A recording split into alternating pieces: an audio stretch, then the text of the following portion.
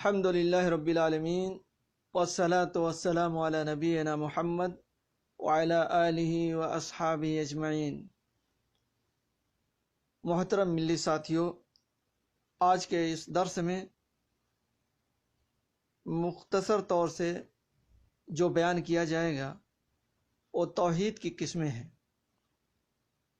توحید کی 3 قسمیں ہیں: توحید ربوبیت، توحید الوہیت، توحید اسماء و صفات، اور یہ تینوں قسمیں قرآن مجید اور احادیث نبویہ میں غور و فکر اور تدبر سے حاصل ہوئی ہیں۔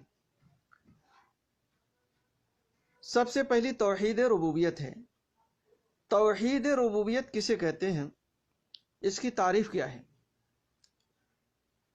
توحید ربوبیت اللہ تبارک و تعالیٰ کو اس کائنات کے پیدا کرنے، اس کا مالک ہونے اور اس کا انتظام چلانے میں اکیلا اور منفرد سمجھا جائے، یعنی اللہ تبارک و تعالیٰ ہی اس دنیا کا خالق ہے، اکیلا اس دنیا کا مالک ہے، کوئی شریک اور ساجھی نہیں ہے۔ اور اس کی دلیل ہے اللہ تبارک و تعالیٰ قرآن مجید میں فرماتا ہے: اللہ خالق کل شیء وہو علی کل شیء وکیل۔ سورہ زمر کی 62 نمبر آیت ہے۔ اللہ تبارک و تعالیٰ ہر چیز کا خالق ہے اور وہ ہر چیز پر نگہبان ہے۔ دوسری جگہ اللہ تعالیٰ فرماتا ہے: تبارک الذی بیدہ الملک وہو علی کل شیء قدیر۔ بڑی بابرکت ہے وہ ذات جس کے ہاتھ میں ملک ہے اور وہ ہر چیز پر قادر ہے۔ سورہ سجدہ کی 5 نمبر آیت ہے: یدبر الامر من السماء الى الارض ثم یعرج الیہ فی یوم کان مقدارہ 1000 سنۃ مما تعدون۔ وہ آسمان سے لے کر زمین تک ہر کام کی تدبیر کرتا ہے، پھر وہ کام ایک دن میں اس کی طرف چڑھ جاتا ہے جس کا اندازہ تمہاری گنتی کے 1000 سال کے برابر ہے۔ یہ میرے بھائیوں توحید ربوبیت۔ توحید ربوبیت کا عام طور سے سبھی لوگ اقرار کرتے ہیں۔ سب سے بڑا جو مسئلہ ہے وہ توحید الوہیت میں ہے، اور نبی اور رسولوں کو جو سب سے زیادہ پریشانی ان کی قوم سے ہوئی توحید الوہیت میں ہوئی۔ اللہ تبارک و تعالیٰ نے قرآن مجید میں فرمایا ہے: وَلَئِن سَأَلْتَهُم مَّنْ خَلَقَ السَّمَاوَاتِ وَالْأَرْضَ لَيَقُولُنَّ اللَّهُ۔ اے رسول، اگر آپ ان لوگوں سے، مکے کے لوگوں سے اگر آپ پوچھیں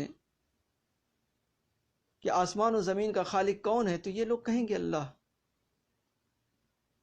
یعنی وہ لوگ مانتے ہیں کہ آسمان و زمین کا خالق اللہ تعالیٰ ہے، پھر بھی وہ لوگ اللہ کے ساتھ شرک کرتے تھے۔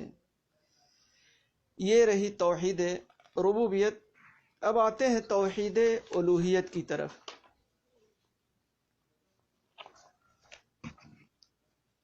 توحید الوہیت کہتے ہیں کہ ایک اکیلے اللہ سبحانہ و تعالیٰ کو ہر طرح کی عبادت کا مستحق سمجھا جائے، یعنی جتنی بھی عبادتیں ہیں صرف اور صرف اللہ کے لیے ہونا چاہیے، اور اسی کا تقرب ڈھونڈنا چاہیے۔ کوئی بھی عبادت اللہ کے علاوہ کے لیے نہیں ہونا چاہیے، تقرب کسی اور کے لیے نہیں ہونا چاہیے، صرف اور صرف اللہ تبارک و تعالیٰ کے لیے میرے بھائیوں اور دوستوں ہونا چاہیے۔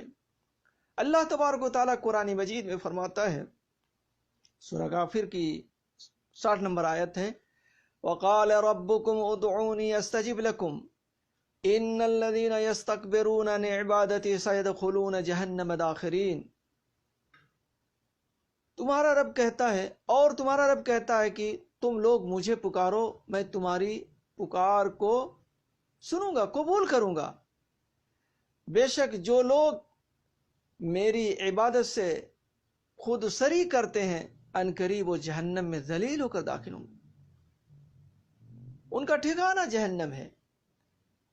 تو میرے بھائیو دوستو، ہمیں ہر چیز میں دعا ہو، خوف ہو، توکل ہو، مدد ہو، ہر چیز اللہ ہی سے کرنا چاہیے.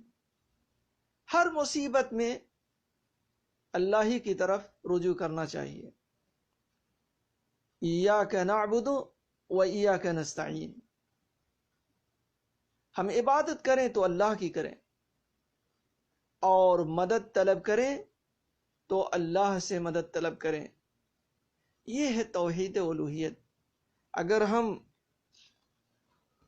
اللہ کے علاوہ کسی اور سے مدد کرتے ہیں تو پھر ہماری توحید میں خلل آ جائے گا، اور پھر ہم جہنم کے مستحق ہو جائیں گے. کیوں؟ اس لیے کہ اللہ تبارک و تعالیٰ کا فرمان ہے انہ من یشرک باللہ فقد حرم اللہ علیہ الجنہ ومأواہ النار وما للظالمین من انصار. سورہ مائدہ. جو شخص بھی اللہ کے ساتھ شرک کرتا ہے تو اللہ تبارک و تعالیٰ اس کے اوپر جنت کو حرام کر دیتے ہیں، اور اس کا ٹھکانہ جہنم ہے. اور ایسے ظالموں کا، ایسے مشرکوں کا کوئی مدد کرنے والا نہیں ہے. اللہ تبارک و تعالیٰ ایسے لوگوں کی مدد نہیں کرے گا.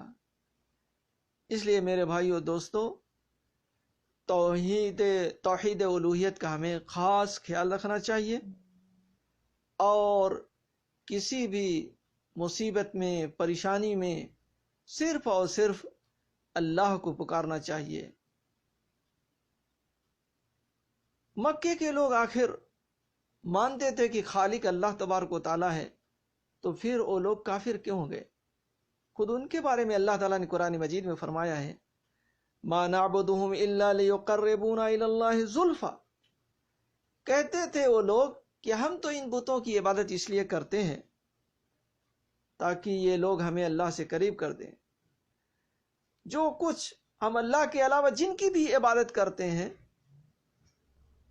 ہم تو صرف اس لیے عبادت کرتے ہیں ان کی، ہم تو ان کو صرف اس لیے پکارتے ہیں، ہم ان کا تقرب اس لیے ڈھونڈتے ہیں کہ یہ ہمیں اللہ سے قریب کر دیں گے. میرے بھائیو اور دوستو، ایسا آج کے مسلمانوں کو نہیں کرنا چاہیے. تیسری قسم ہے توحید الاسماء والصفات، یعنی اللہ تبارک و تعالیٰ کے مبارک اسماء ہیں، صفات ہیں، جو قرآن مجید میں بیان کیے گئے ہیں یا اللہ کے نبی صلی اللہ علیہ وسلم نے اپنی زبان سے احادیث میں بیان فرمائی ہیں. وہ اللہ عز و جل کا خاصہ ہے، ان میں اللہ کو اکیلا اور منفرد مانا جائے، اور ان اسماء اور صفات میں کسی طرح کی کیفیت نہ بیان کی جائے، نہ ہی تحریف کی جائے یعنی اس کا معنی بدل دیا جائے، نہ ہی تعطیل یعنی ان اسماء و صفات کا انکار کیا جائے، اور نہ ہی اس کی کوئی مثال بیان کی جائے. کوئی مثال بھی نہیں بیان کیا جائے. جس طریقے سے ثابت ہے اسی طریقے سے ہمیں اور آپ کو ماننا چاہیے. لیس کمثلہ شیء وہو السمیع البصیر. اس جیسی، اللہ جیسی تو کوئی چیز نہیں، اور وہ خوب سننے والا اور دیکھنے والا ہے. اللہ لا الہ الا ہو لہ الاسماء الحسنی. وہی اللہ ہے جس کے سوا کوئی معبود برحق نہیں، اور اس کے لیے بہترین نام ہیں، اس کے لیے اچھے اچھے نام ہیں۔ تو اللہ تبارک و تعالیٰ کے اچھے اچھے نام ہیں، ان ناموں میں کسی طرح کا شرک نہیں ہونا چاہیے۔ اللہ کے اسماء و صفات میں بھی کسی طرح کا شرک نہیں ہونا چاہیے۔